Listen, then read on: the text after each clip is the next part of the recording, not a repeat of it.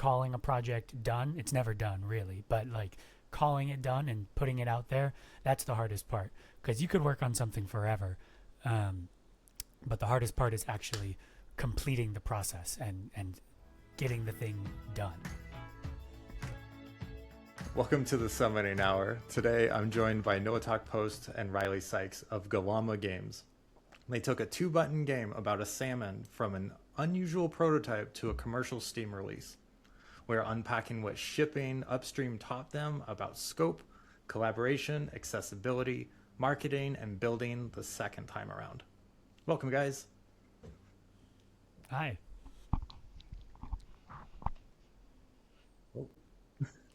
Yeah, thanks for having us. Yeah, no problem. Uh, Before, like, you guys, obviously, I played Upstream. I played your new game, Mines of Mana, which I really want to get into that, but we're going to start with Upstream first. I'm curious, though, a little bit of how you guys got together and decided Upstream was it. So let's start maybe a little before Upstream, how you know each other, and then we can talk about that first playable version. Yeah. We've. When did we meet? Dude, I don't know. First grade, First grade, second probably. grade. Yeah, something like that. We've been going to school together since elementary, all through elementary, middle, and high school, and stayed in touch through college.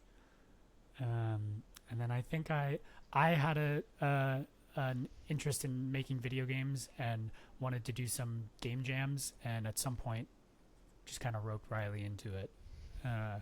And I think that's how we started making our first things, if I remember right. Yeah, some game jam in like Unity. Yeah, Was it the rhythm game? Oh yeah. We did a rhythm game in Unity. Was our first project together, I think. Yeah. Okay, now I'm thinking 2-button game, and prior to that was a rhythm game, and that first decision to do an indie game was way bigger in scope, and you wanted more and more and more, but then you cut down. How do you go from rhythm game to Upstream?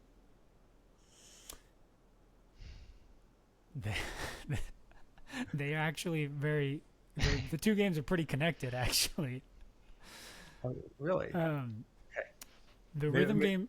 Uh, What's that? okay, go ahead. Go ahead. I was going to say the rhythm game was for a fishing themed game jam that we did, and we essentially, it was basically like a Guitar Hero clone, but we called it Jig because all of the music in the rhythm game were folk songs, jigs specifically, the type of folk song called a jig, and the gimmick in the game is that you were like jigging a fishing pole, like you're fishing. And one of the fish you could catch was a salmon. And the sprite that Riley made for that game is the same one that we used in Upstream. We didn't change it. We just went. Added a little bit of detail to it, but it's the same sprite. Yeah. That's smart game development. Reuse what you have. Fantastic. Way to go. Well, that's winning right there. It makes my producer heart happy to hear people thinking like that. So take us back to that first playable version of Upstream. When did this stop being an experiment and become a game you believed you could ship? It might have been the moment we got. I think the first time we had the like, oh, this is something moment was when we got the 2-button controls down. Would you agree with that? Yeah. Like once because we really spent a lot of time working on it. We were like, we want a game with 2 buttons. And so we spent a lot of time kind of just playing around with controls and seeing what felt good. And we eventually got the kind of like what would be the core, like turn left, turn right, quappy feel. We got that down and was like, oh, like we could really build off of this. And it went from there. Yeah. I have to say, when you showed me Upstream when we met the first time, and I picked it up, and the controls just clicked immediately for me. I'm like, oh no, this is a game I could sink into because the controls are simple enough. But I started getting stuck on some of those gaps and jumps, and I'm just thinking flashbacks to Echo the Dolphin, and just thinking, oh, this is going to be both so rewarding to get because it feels great when you're swimming, and it feels so frustrating when you hit that one wall of just like, oh, too short, Hmm. falling down a hole, and you go back up again. It was well balanced, but the controls, I think I can see that moment of when the two button really set in because it hits the player the first time so cleanly, and it was a great experience to have that first reaction to it. I don't exactly consider myself a salmon or a fishing game type person. So to be like, I'm excited to control this fish because it felt so clean, that was a good moment for sure. It's interesting, like feel because I feel that way too about the game. Like I'm one of the things I'm most proud of about it is that it's really I find it really satisfying to play still. Like I really enjoy it, um, and it didn't always like feel that way. Even from the moment where we had this sort of initial moment of like, oh, this is something really cool. We could build something on this. Like let's commit to this bit. Um, we built a playtest for the game that we built this like huge playtest environment and ran a Steam playtest pretty early in develop. I don't know, maybe halfway through development, um, and got a lot of incredible feedback from it. It was so good, um, and it a lot of the feedback resulted in when we finally sifted through all the feedback and decided what changes we needed to make. One of the things that ended up happening as a result was basically rewriting the entire character controller from scratch. It fundamentally it did the same thing, but something we I don't remember exactly what we even changed about the physics of it, but something we did something that changed the way that it felt so drastically and dramatically that going back and I've played the playtest a couple times since then. It's like, It's oh rough. my god, why did we think this felt good at any point? Like it's crazy. Yeah. It's one of those things that you don't know what you don't know Hmm. until it like hits you right in the face. Yeah. That's awesome. And just thinking that there was that feedback to community who were already playing on Steam. What was like? I've seen the Steam backend, and I'm like, this was for a product that was already developed, and it wasn't my first time seeing Steam, but seeing a full project behind, like, it was a little overwhelming. What was that experience like for you guys? Because going from a Unity game jam to shipping on Steam and looking at that back end, handling all the SKUs, the localization, all that kind of stuff. What was that like in your balance of responsibilities? Steamworks is a lot. It's a Um, bit daunting.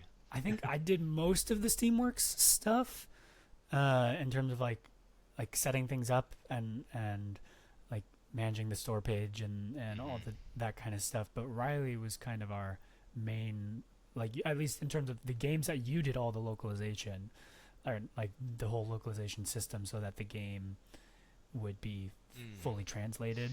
Yeah, Um, Godot has a really good system for that, um, Really? where you like all the text in the game, like it's all basically a variable, and Godot lets you like import basically a CSV file. So, two friends becoming a shipping team. How does Gllama Games form, and what did each of you believe you were signing up for? Because, like, Noatak, you roped Riley in, and you're like, "Hey, we should do this." But then, how do you convince to be like, "Hey, we should take this salmon sprite and make it into another game," and be like, "We're going to do this for real this time," and just kind of buy into that. Like, you guys had your own lives going on at that time, but I mean, going through college, reconnecting, redoing stuff, like, and being so close as friends, that trying to say, hey, we're both still going to go in the same direction even after school. How do you formalize that? How did you guys really buy into this vision of Gllama Games? I think it was kind of informal. It was a bit informal at the start, and then I think it just ended up being really good timing. Like I was between jobs for a bit. We ended up having the opportunity was there. Like we started working on other projects, and then we're like, oh, this is too much, or this wasn't right, and then landed on Upstream. I was like, this is fun. Like we should just take it all the way. Like let's make the next Stardew Valley, you know? Well, I think we really wanted to make something like and make it like real, I guess, in our minds. And when we made that, we had our first sort of real project that we attempted together that wasn't a game jam, that we're like, okay, this is going to be our video game that we make, and it's going to be a real video game. And we very quickly realized, like, oh, that's not something that we're capable of really doing right now. When we started Upstream, we started with this like premise of what is the simplest possible game we can make. Like simplest possible. We're like, okay, well, we can start with one button, right? Like Flappy Bird. Like Flappy Bird. Flappy Bird's a one button game, and one button games are great for learning to do game development. Like I did a ton of them when I was learning Godot or in Unity for the first time, and so we were like, that one button feels a little too simple. Like it feels like a really like a learning project. But what if we took it just a tiny step further? So we don't increase the scope too much, but let's just increase it to 2 buttons now instead of just 1. And how much more can we get from a 2-button game? And that was where it kind of started. And it was with the intention of like, we want to complete this game. We want to do something that is within our capabilities of completing to a level of polish that for us feels adequate or professional in our minds, at least. Yeah, and there's so many traps that you could have fallen into with, I mean, scope creep. You mentioned it previously, and like being able to go, this is our game. We're not going this way, because there's so many other traps of what a professional game looks like or a AAA game is, and that's what we all play a lot of commercially, and we might play some smaller indie titles that come across Steam, but our libraries are probably by far and large full of AAA games that do these incredible executions on some ideas, or everyone's got monetization now, so there's a lot of pressure to be like, we should have a store too because everyone's buying stuff. Like you mentioned how you wanted to see what kind of mileage you got out of going to a 2-button game. What was that scale of difference for you guys as you're designing Upstream to go from 1 button to 2 buttons? How did you get the mileage that you were expecting? Yes. Yeah. I mean, so. Upstream was never a 1-button game itself, right? Like we never had any sort of versions of it that used just 1 button.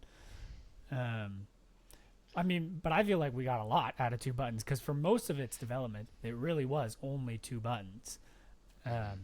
Technically, there's a 3rd one now, which talk it's about optional. Talk about scope creep. 3 buttons. 2.5, round down. I think we got a lot of it, and like the game is it's like a 2D platformer, and so the core of the game is the controls, and so we were able to pretty quickly, once we got that down, the whole game pretty much, like the vertical slice was there, and we were just adding on to it. It was just add more level and polish the game, which is I think exactly what we kind of wanted, is something that we could really develop that core quickly, nail that down, and then like add the supporting elements around it. Yeah, it worked out really well with kind of our release timeline with that, because our final like vertical slice was what became our demo that we put onto Steam, and basically we just took the demo and finished the level, and that was the game. The demo's basically feature complete version of the game. It's just a third of the level that the whole game is, essentially. And so, I mean, there was a ton of performance work that we did in that time too. We optimized the heck out of it, but feature-wise, the demo has everything that the full game has, which was kind of our goal. Nice. And thinking, there's something in there that I wanted to ask about. I'm losing it, but I'll see if I can come back to it. Being that you guys are obviously tight, long history together, and it seems like Upstream just kind of fell into your lap, and you're like, okay, one pillar we're reusing the Salmon. Second pillar, we want 2 buttons. How do we make this work, and how do we make a game out of this? Was there a point in time where you guys disagreed, and how did you resolve it? Oh, did we have any big things that we conflicted over? I'm sure there was. There was, I mean, it wasn't a big disagreement, but I do remember at one point when we were, I think this was post playtest, we got like a comment about, so for context, like the whole game is basically water bodies, which have a surface on them. It's like a simulated surface with basically springs on it. And someone left a comment that like, oh, the water is either like unrealistic or it looks bad. And so we kind of, I think, I don't remember what it was, but I think for a while we had very like rhythmic sine waves, and then I think, Noah, you might have implemented like a more randomized one, and we like, I might be having who had what wrong, but we definitely disagreed on that, and I think we made like a social media post with a poll to decide. And to be honest, I barely remember this too, but I kind of think we ended up just doing both, like, because I think there was one of the water versions had just sine waves, and one of them was kind of random waves, and then I think we got the feedback that the random one was better, but then we just put the random waves on top of the sine wave and like averaged them, and we thought that looked best and just went with that. But I think that's where it ended up, but I can't remember exactly. Wow, I forgot about that. That was funny. Yeah, got good player feedback. Yeah, that was because it was a thing that we couldn't figure out which one. Yeah, I don't remember whose version of it was whose, but we both kind of had our one of like, this one looks better and this one looks better, and so we were like, well, let's just put it up on YouTube and do a poll and see what people say. I mean, when in doubt, find a mediator, and I mean, go for volume. Why not? Like, yeah. I mean, the X community and the Godot community on Blue Sky, they all seem very active and very supportive, and it still surprises me at how knowledgeable players are about games across the spectrum, and they have so many valid opinions about things. So, I mean, do what you got, and when you're like, we're kind of torn, don't know what to do, go for like, ask the question. Like, that seems like a really valid strategy. It's also a good engagement bait too, actually. Like, I vaguely remember that it got more engagement than most of our posts did around that time. It's a good way to get people to engage with your work. Yeah. Tell me more about what you guys are doing now. You obviously have history with Upstream. You showed me Mines of Mana last time, a couple months ago at a Seattle Indies event. How's that been going? Where are you guys going? What's on the forefront of your mind? Have you figured out how you want to work on some of those dungeon mechanics? Like, maybe actually, I know what this game is. No one else has seen it. So maybe give like the elevator pitch of what you're working on with Mines of Mana. Ooh. Mines of Mana is it's a twist on Minesweeper, essentially. Is the simplest way to describe it. Is it's a Minesweeper game, but it's dressed up like it's a roguelike dungeon crawler, like a really retro arcade themed roguelike dungeon crawler. It's actually changed quite a bit since you probably last played it. I can't remember exactly when you did, but you mentioned there being roguelike elements and like enemies. the game doesn't have any of that. It is very much a Minesweeper game. It's about playing Minesweeper just from a different perspective than you normally do. Yeah, I don't know, Riley, is that a good pitch for it? Yeah, it's, it resonated with me, and I could see it in my head. I'm still thinking about like Minesweeper. How do you do this? Because I remember the challenge you guys were contemplating with me and another person who tried it was how much do you balance around the dungeon aspect and how much do you balance around Minesweeper? It sounds like you're going more that Minesweeper route and taking a heavier twist on Minesweeper than going the dungeon route. Yeah. How's that line up with you guys? Yeah, that's definitely it. I think we felt like we almost had two different games in one, and they were kind of conflicting. Like we wanted to scale the roguelike elements more, like the RNG drops and the weapons and the enemies, but then the Minesweeper of it all, like we couldn't figure out how to scale that with the rest of the game. So instead of blowing up our scope and just going crazy with everything, we stripped it down to what we wanted it to be from the start, which was a Minesweeper, but with a bit of a skin on it and more score focused, because traditional Minesweeper is very objective based, like you're trying to clear the map. This game is like it's about score, and it's about speed too. There's a speed element of it. So yeah, I think that's a good summary of it. Yeah. That's where you guys are at, and I'm excited to see the next iteration of it because it already made sense to me where you guys were at with that. How much of it is a roguelike, how much of it is Minesweeper, and it was because it has that foundation of Minesweeper. So I'm really curious about this new direction. What was it? Was it just the scaling that kind of said we want to focus on the Minesweeper, or was it just because that's where the idea initially started that you're like, we narrowed in on this for a reason? I think it was a little bit of both. Like the initial pitch for this game was like a prototype that I made during my spring break this year. I had some time off and I was like, I had this idea for a Minesweeper game where instead of looking at a whole board, you're a guy walking around a Minesweeper board. And I'd had that idea for a while, and I had some free time in April, and I was like, I'm just gonna take 2 days and take some some open source temp assets and throw this together. Like I want to see if this is playable in my head at all. And that was kind of where we started from, was that initial prototype.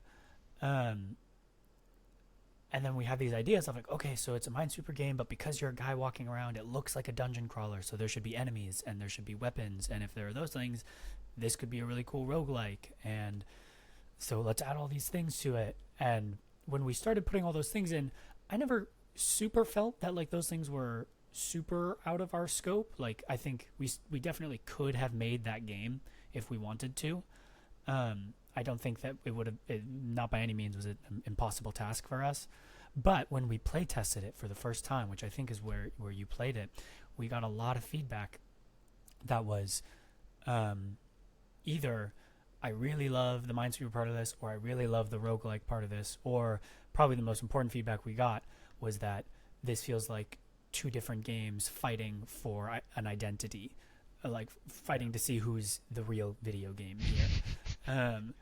And our goal initially was to try and meld those ideas.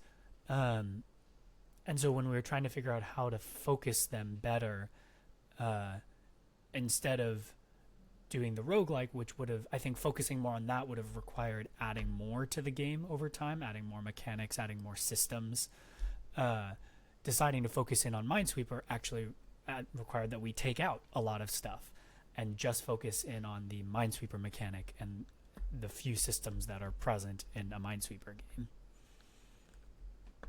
Now that you've pulled away from the roguelike element and you're focusing on the Minesweeper, have you figured out if the Minesweeper scaling is still as much of a problem to solve? Have you solved it? Or are you thinking that scale's no longer really a core question that needs to be answered?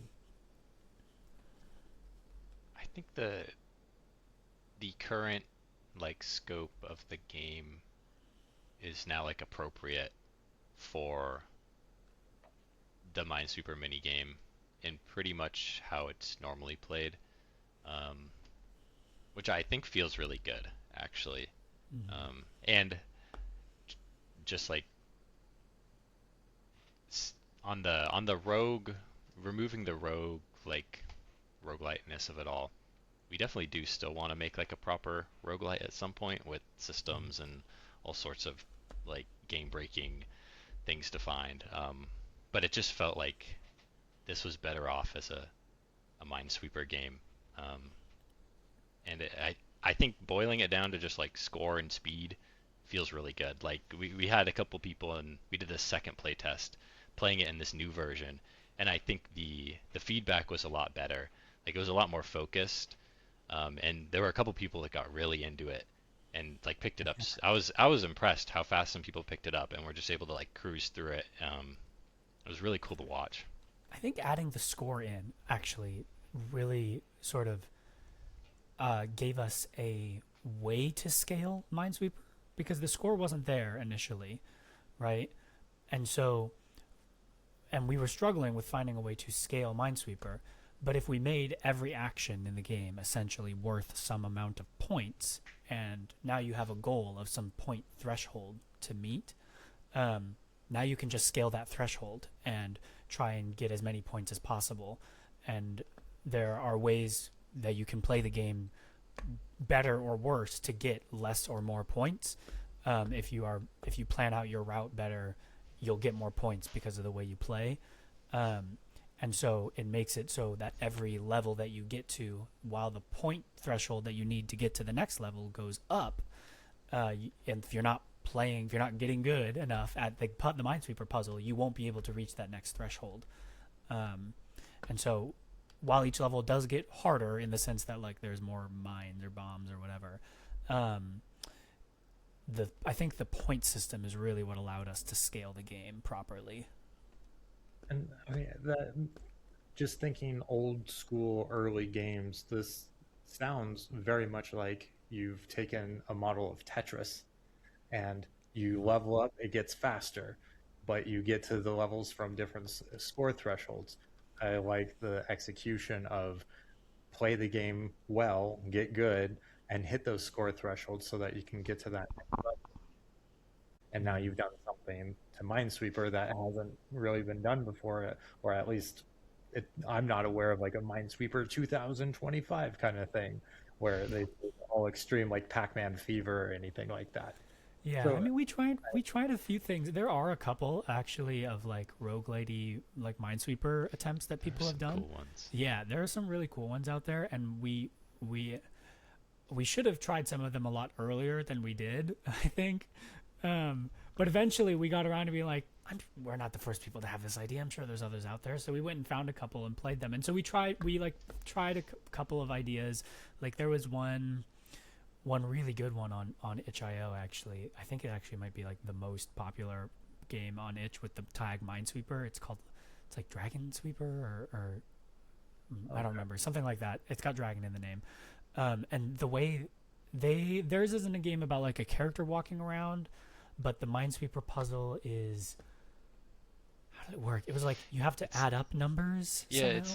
it's like instead of bombs, it's like enemies, and you have like a legend of like what each enemy, how much damage they do to you, and it's kind of about optimizing how much damage you're taking, and it's like you need certain amounts of health to kill enemies, but you only get more health when you kill weaker enemies, so you have to like kill everything in the right order. It's almost like you have to like do things in the correct order, and there's a bit of luck to it, as these games have, but they were super creative. It was really fun. So we tried that for a while because we were thinking about scaling Minesweeper, and our game has health points.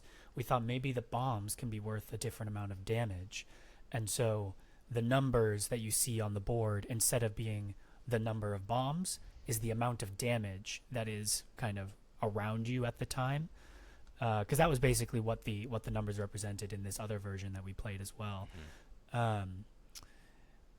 And it was fun, but it wasn't as quite as smooth for us. Like it takes a lot more thought to think through some of those puzzles, and because our game is from the perspective of a character on the Minesweeper board, you don't see the whole board the whole time, so it became a little bit too much to have going on at once. I think that mental strain on the player is important to consider, but coming from your guys' history of Upstream, I could see why you would want something that's a little more sit down and play, almost more like a Sudoku puzzle. Well, and the nice thing about Minesweeper, for the most part, I think, you should, as long as you really know the rules and you're being careful, you should never lose. I mean, there are some Minesweeper puzzles where like you get down to the last two or whatever, and you have to make a guess out of which one it is or something like that. But for the most part, as long as you're being careful, you never make a mistake. But that's the thing, is you want to go faster, and you get excited because you're doing well and you've got a good streak going, and then you do make a mistake, and so it's cool in that way, and that like if you really take it easy, technically you could beat the game without ever hitting a bomb, I think, pretty easily. You'd have to go really slow and be really careful, of course, but yeah, I think that pressure to go faster is going to be that thing that players get most frustrated with, because it's going to be themselves that they get most frustrated with, and that, oh, I made a mistake, oh, I got too eager, oh, I went too fast. But then they're going to just want to keep gassing it because they're like, high score, high score, high score. So it might be a really, really fun speedrunning event to try. Do you plan on doing like any multiplayer elements like leaderboards or anything like that? We're working on some like leaderboard stuff, integrating with the Steam leaderboard and maybe some like local leaderboard. But yeah, that's always fun. That Upstream got really into that, and with speed, Upstream became like a speed game pretty fast. I remember you guys mentioning that. Have you tried leaning into that, or was that something that you were kind of cognizant of as you were going into Mines of Mana, just being like, players took kind of this arbitrary, like simple game and said, speed, this is a thing. Did you kind of compensate for that as you're going, or have you thought about that? not so much with Mines of Mana. It didn't. I mean, I guess recently a little bit when we added the timer in pretty recently. So that wasn't initially part of the game, and it wasn't also initially part of the game with Upstream either. Like the whole speed element of it actually wasn't something we were really cognizant of. I mean, we kind of were aware that we were Upstream was very inspired by Getting Over It, and of course Getting Over It has a huge speedrunning community with it, and because we knew that our control scheme was pretty evocative of that kind of game, that like we were sure there would be some people who were into like speedrunning it. We actually, this is a dumb story, for a while we were streaming development on Upstream. There was probably a 4 to 6 month period where we were streaming almost every day for 3 to 4 hours a day while we worked on the game. And there was one guy who was almost like a regular in our streams. He came in, a couple times a week to say hello. And one day he was very adamant that our game needed a leaderboard. It had to have a leaderboard, otherwise he specifically would not buy it, or no one else, and no one else who wanted speed running or was focused on speed would buy it if it didn't have a built-in leaderboard. And at the time, I was really resistant to that idea. Personally, I was and I got a little standoffish about it, because I was sort of like, who are you to tell us that it has to have a leaderboard? And also, like, at the time I didn't know what that entailed. Like, I was like, well, if we do a leaderboard, then we have to host that data somewhere, and like that means we have to pay for like an AWS server or something. I don't want to do that. Like, that's too much effort. We're trying to keep the game small scope. Like, I don't want to pay for an AWS server forever for this. Like, I want this to be cheap and easy and simple. And I don't think it's necessary for us to like we can have a timer and that's fine, but we don't need a leaderboard. And then after stream that day, I don't know if it was you or I was like, well, why don't we just look at Steam, and maybe Steam has a leaderboard thing for us. And turns out it does, and it's pretty easy to use. Like, took a little bit of work to get it set up, but not that much. And then he never came to our stream again. He never found out. As far as we know. As far as we know, yeah. At least he never said as much. Now, the idea of hitting the speedrunning community or finding this kind of theme that it kind of comes into Minds of Mana now, it was something that was asked for by a community member and it seemed like easy enough, and it became a bit of a thing with Upstream. Is there room for Gllama Games? Wow, I'm shocked. You told me how to say it, and I'm still tripping over myself. Gllama Games. Gllama. There we go. Gllama Games. Is there an idea about where you're taking your studio? Are you guys just having fun being creative with whatever comes, or is there like speed running portfolio coming kind of thing? Does that interest you, or are you guys just open to being inspired and creative? For a while, we were like fish-themed games. Yeah. But we're obviously breaking that now. Yeah. I think we definitely have a lot of discussions about like what people are playing and what's doing well, and we look at that and we consume a lot of content about other people who talk about that kind of stuff, and I think that's important to consider. But for the most part, we're like, what games sound fun to make and would be fun to play and would be fun to like watch people experience that like we create. Like, I think that's kind of what drives me. Yeah, I think it's very much there. So far, at least, there is not a strong unifying vision between our projects. It's kind of, I mean, thinking about the timeline, Upstream released in March of last year, and we only started Minds of Mana in April of this year. And so that's a whole year, basically, where we were working on other games that we just didn't get far enough, or at some point while working on these other games we decided, nah, this isn't it. Like, this isn't working. And we luckily neither of us are in a position where this is our full-time gig, and so it's something that we're doing for artistic fulfillment, right? We're doing this for creative enjoyment, and so at some point, although throughout, I think we had, I don't know, 2 or 3 other projects in that year that we worked on that we, for one reason or another, decided we weren't going to continue working on before we landed on this Minds of Mana thing.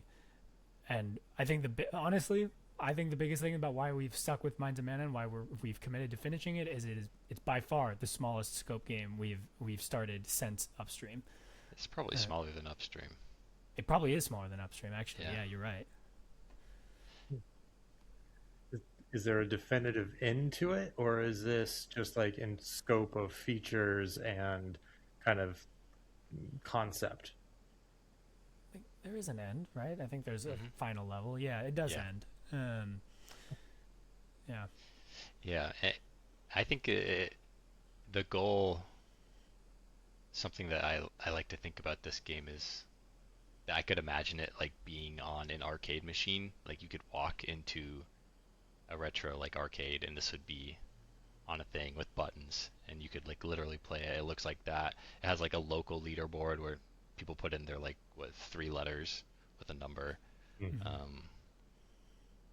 So keeping it small scope for that really appeals to me. Yeah, there's a pretty strong like retro styled vision for it that we have, that both visually and mechanically is keeping it pretty simple. Because I think for the when I made the original like playtest demo thing of it, I bought at the time I had just bought one of those like Android-based Game Boy SP handhelds that are like styled after a Game Boy, but they have a couple extra buttons and stuff so you can play other emulated stuff. And I was like, I want to make a game that looks like it was supposed to be played on this. And so we're like, okay, we have only this many buttons to work with, and it has to look like it belongs on this kind of device.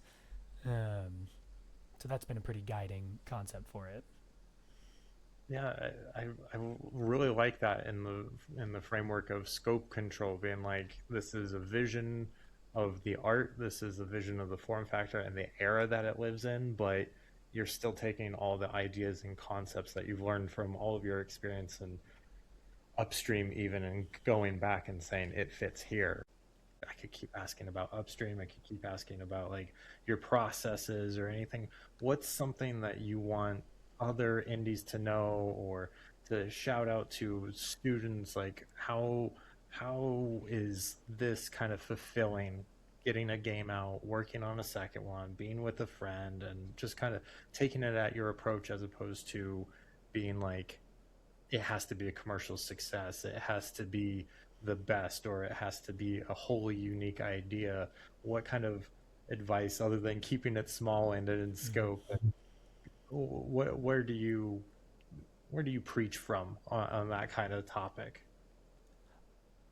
I feel very strongly, and this ties into keeping it small a little bit still, but because it's my favorite thing to recommend to people, but is to just make something. Like, I know that's silly advice, but it really is, for me, the thing that I found the most motivating. And how I started was like, oh, I want to do these game jam things. I like just have to sit down and learn to make something. And it has to be small because right now I don't know what to do and I don't know how to do it. And so keeping it small is the only way that something will get done.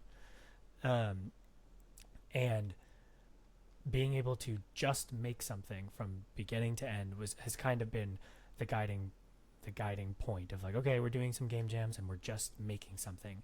And then at some point we decided, okay, we want to do a bigger thing. We want to make something that is a real whole video game and do the whole process and release it and market it and do it all. We want to make the thing, but to do that we needed to make it smaller than we originally we set out with something too big and realized, we messed that up. Like, it wasn't the right path. And so for us, at least for me, the kind of I don't know if motivation is the right word, but the like urge to just make something is something that I find really motivating. Yeah, I think there's definitely like a creative drive. Like, it feels really good to make something and be able to look back and see the iterative process. Like when we did that playtest at the time, we were like, yeah, this is fun.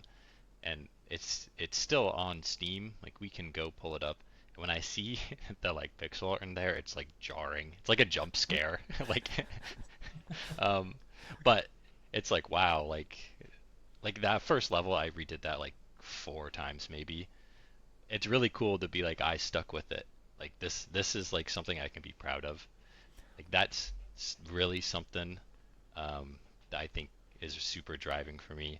And then similar thing is like, find someone to do it with. Like, motivation wise, I don't know if I would have gotten a whole project out by myself. Like, I feel like the idea of the solo dev is very like alluring. Like, Yeah. people want to do that, but just finding like a friend to do it with it makes the world difference. Like, we have our little Discord server and have a repo together, and we have a little Trello board. We just like work together on stuff, talk through stuff, have chats. Like, it helps so much with motivation. Yeah. Yes. It's kind of nice actually too with a 2-person team, because I sort of feel like you get, and I think this would probably be too, going up to like maybe a team of 3 or 4 max. I don't know for sure, but my guess is it would be. But you get all of the benefits of being a solo dev and all of the benefits of working on a team, in that like as a solo dev, you get to work on every part of the game. You get to touch every aspect of the game. We get to do that too. We do all of everything. We share all of the work. But also, you get the benefit of being on a team. You don't have to do everything. And there is another person to help you and to take the load off sometimes. And so it really is, I think, kind of the best of both worlds in that sense. Awesome. There's a lot for anyone to listen to unpack with this. There's so much lesson learned and so much value in what you guys have said based off of your experience with just one game and some game jams under your belt so far and all the prototyping in between. I'm really excited about Mines Mana, and we got to tell people, go play Upstream on Steam. Absolutely. Where else? Yes. On your Discord, where else can people get in contact with you guys, communicate, follow along with what you guys got going on? Let's see. I mean, Discord's a pretty sure way to get a hold of us. We kind of did a bit of a social media purge a little while ago because we didn't like being on all of the platforms at the same time. But we are on YouTube, and Definitely YouTube. YouTube is where all of our trailers and our devlog type stuff kind of goes. And we actually have some other YouTube videos that are sort of informational. We have some like game dev tutorial type stuff, and also some like analysis of Steam Next Fest numbers if anybody's interested in that kind of thing. And then we also are on Blue Sky as well. If you're looking for like a Twitter-like platform, we're on Blue Sky. And TikTok too, I guess. We have a TikTok, and video stuff will go up there as well. Yeah. Sweet. Well, Noatak, Riley, thank you for joining me and talking about your journey of getting together and getting Upstream out and how you're working and collaborating on your next title, Mines and Mana. I'm still very excited about that. I'll probably see you at another Seattle Indies event, and I hope you bring it along with you. As I said, you can find Upstream on Steam and follow Gllama Games. Nailed it. Through the links in the description. This has been the Summoning Hour, an Everything Gaming podcast. I hope you all enjoyed, and we will catch you all next time. Thanks again, guys, and thanks for listening. Thanks for having us. Thank you.